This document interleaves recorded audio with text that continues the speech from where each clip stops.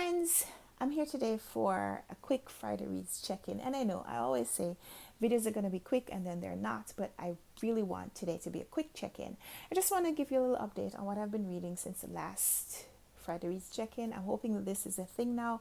I love the consistency with which Sean the Book Maniac gives Friday Reads updates.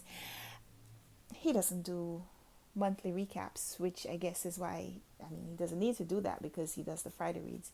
Also, Brian from Bookish, who does the weekly Saturday Hodgepodge. And I love the consistency with which these men put out videos. I can't achieve that consistency. I never have been able to, and especially now with the kiddo, it makes my life a little unpredictable, my schedule at least. But I am trying to be better. So today, giving you a little update on what I've been reading since last Friday. So I did finish a few things. I finished House Story by Jasmine Roth. This was about renovations and projects that you can take on yourself and what projects you should delegate to a contractor or a professional in the field, and how you can take these little projects to make your home better reflect your style, but also be more functional for you and the other people who live with you. I love this. I made a full review video, so I'll link that down below if you haven't had a chance to check it out. I also finished and reviewed the novel Always in December by Emily Stone. This one was kind of a love story. It's not a traditional love story, and it goes some places that were unexpected, but it was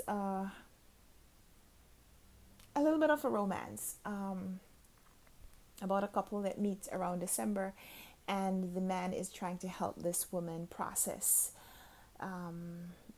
her adult feelings about losing her parents when she was a child, and she lost them around Christmas, and he gives her a new thing, a new way to celebrate Christmas, something else to look forward to, but also something else to mourn. It's interesting. Check out my review. I also posted a full review of that book.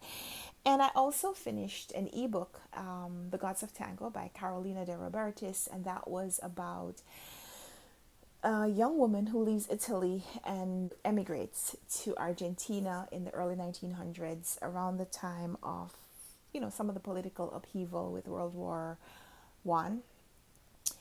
And because of her age and background and the patriarchy that exists at the time, when she goes to Argentina and finds herself alone, she is forced to change some things about her life and how she appears to the world in order to make it. She wants to be a violinist, and so there's a beautiful description of the influence and the necessity of music and the transportive ability of music and the community that is available through music. And there are things about that book that I loved, and so I also did a full review. So check out any of those reviews, links in the description box down below if you want to hear a little bit more about my thoughts on those books.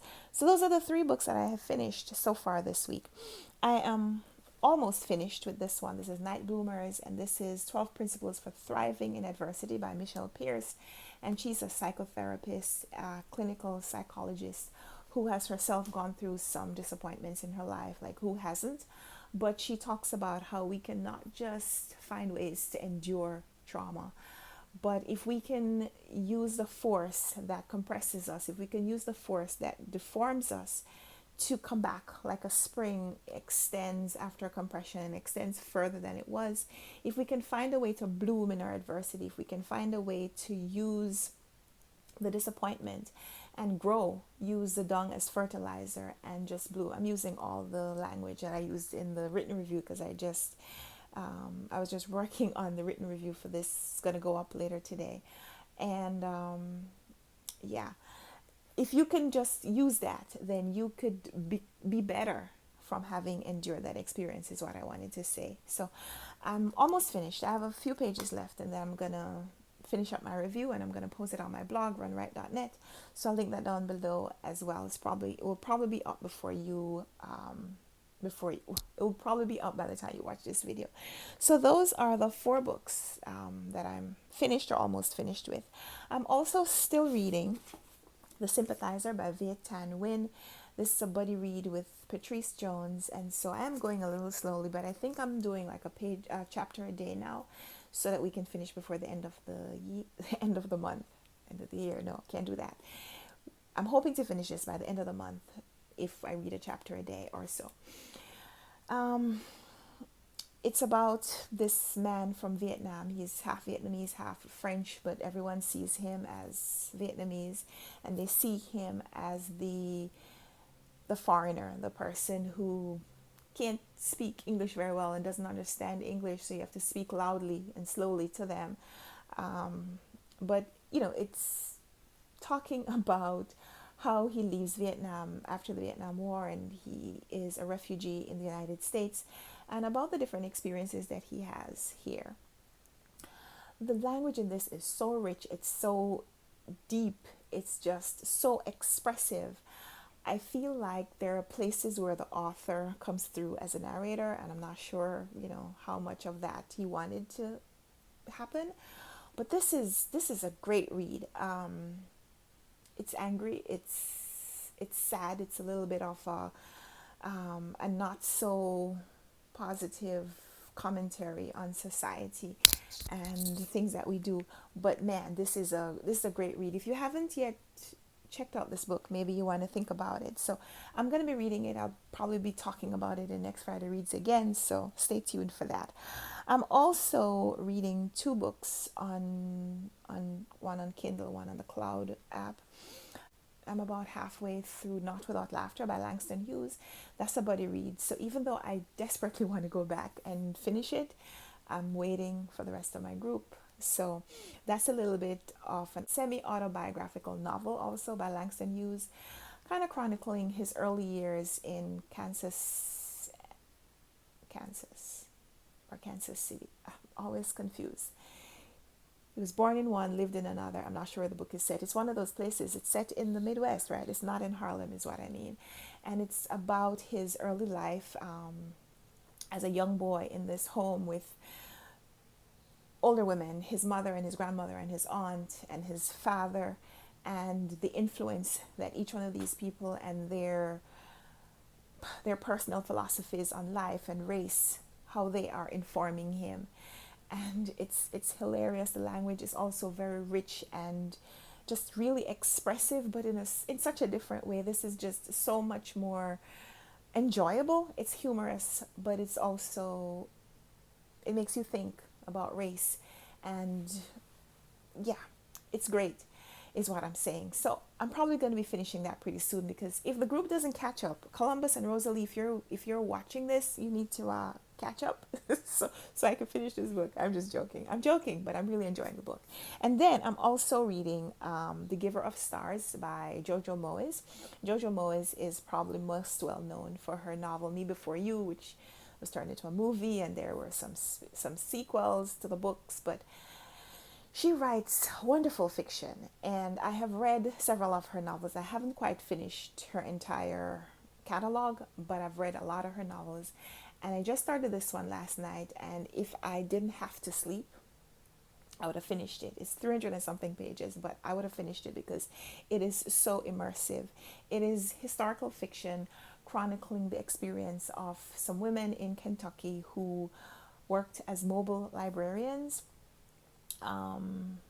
They took horses or mules and went into the homesteads in rural Kentucky to deliver books. And they weren't just delivering books to people who were ravenous readers. They were trying to convince people who had no use for language and expression and written expression. They were trying to convince illiterate men and women to let their children read and thumb through picture books to educate themselves. Like, it's rich is what I'm saying. And the main character is a woman from England who married a man who is a pastor, and his father is also a pastor, or ministers, I guess is what they call them. And she is finding that she exchanged one domestic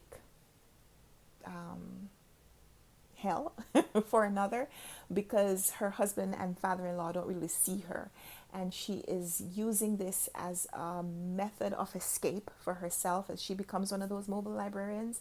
But it's also the impact that she's having on her community and the relationships that she's building with the other women that she works with, and it's just fantastic. So the Giver of Stars is one of the books that I started most recently. So that's what I'm reading. That's my reading update. I think that's it. Think that's it. Yeah. So that's what I'm reading. Would love to hear from you in the comments down below what you've been reading this week, what you're enjoying, what you're not. I take those cautions seriously. If you tell me that you're reading a book and you've given it a chance and you don't love it, if I'm hesitant about picking it up, then I won't. So yeah, would love to hear from you what you're reading, what you're enjoying, also what you're not, if you're not.